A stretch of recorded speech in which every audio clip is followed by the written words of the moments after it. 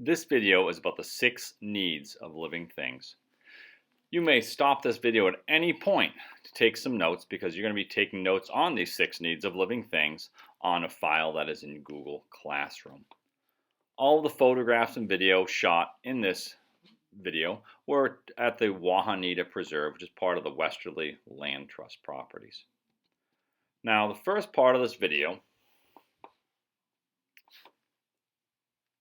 was all taken on top of a set of boulders that are lying out in the woods. And on top of these boulders we have some ferns growing. We have some moss growing. We have a lot of early spring insects that were in. It was a warm day, so the insects were out. All of this was living on top of a boulder. Now, life needs 6 things to survive, but it's amazing how good a job life can do at finding those 6 things where we wouldn't expect it. If you wanted to plant a tomato, you probably wouldn't do it on top of a rock. You wouldn't do it in the middle of the driveway. But nevertheless, life really seems to be able to find its 6 things it needs just about anywhere. And I think that this rock is an excellent example. The other reason I shot this video was it's beautiful out there. Spring is short, it happens fast. Get out there, take a look at it. And hopefully what you see in the video might encourage you to go out there as well. The first item is energy. Plants get energy from the sun, and everything else eats plants. Now, there are a few exceptions. They're down there at the bottom of the ocean near these hydrothermal vents. Feel like looking it up? Go look them up. It's really interesting. There's fantastic videos about it. But beyond that, all plants get energy from the sun, and then we eat plants. Next one is water. We're 70% water. You're going to live for weeks without food, but only a few days without water. Water helps to move nutrients throughout animals and plants. Think about when you're drilling holes in to get the maple syrup out of the trees and all the water that flows out of the sap that flows out of the maple trees. Frogs and ferns need to reproduce. Frogs, toads, salamanders, they all lay their eggs in water. Obviously, fish need water, but ferns need it too, which is pretty interesting, especially when you have those ferns that are sitting there on top of the rocks. This time of year, the woods are pretty brown, but if you go find a stream in the woods, that's where you're going to find the first green things. Food, number 3. It gives animals and plants energy and materials to live and grow. If you eat a lot of food, your body can grow off of that food, and it gives you energy to do things. Plants is a little bit different. Plants don't move around, but plants need food to grow themselves. Living space. Now, animals and plants compete for food and water. Some animals and plants can live right next to each other and have to, while others need more room.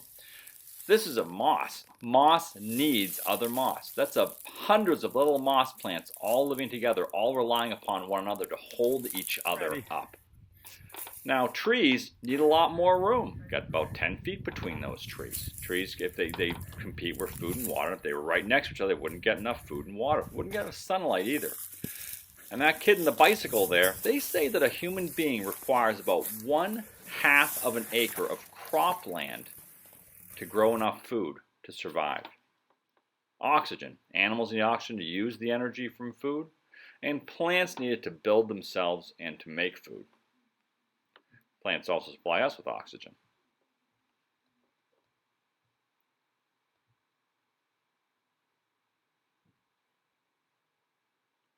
Proper temperature. Now, it's different for different organisms, although most animals tend to do best above freezing and below boiling. Now, certainly lots of animals that live well below freezing because they have lots of fur in their bodies and lots of thick blubber and things like that. But typically animals can't freeze. So they do things to keep themselves from freezing. Now, this animal here is a tardigrade. A tardigrade can actually live in temperatures from like well below 0, freezing, to like 300 degrees Fahrenheit. It's a very unusual animal.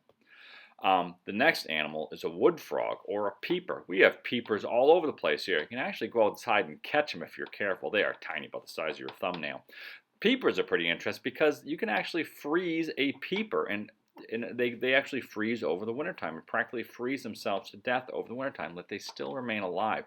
But these are very extreme examples. Other animals do everything they can to keep themselves from freezing. Animals tolerate cold weather a lot better than plants do. Notice there aren't many plants out there, but there's plenty of animals. So to recap this, our first one is energy. Plants get the energy from the sun. Everything else eats plants. Water. We need water. Can't live very long without it. Food, animals and plants, energy and materials that need to live and grow. You are what you eat. Living space, animals and plants need a certain amount of space. Some need a lot, some don't need very much. Oxygen is next. Animals need oxygen to use the energy from food. We burn that food with that oxygen. Plants need to build themselves and to make food. And we need proper temperature, different for different organisms. Plants like it warmer, animals are a little more tolerant of the cold more. So there you have it, 6 needs of living things. If this has perhaps inspired you to get outside and take a look at what's going on out there, I really encourage you. Go find a stream or a pond or something.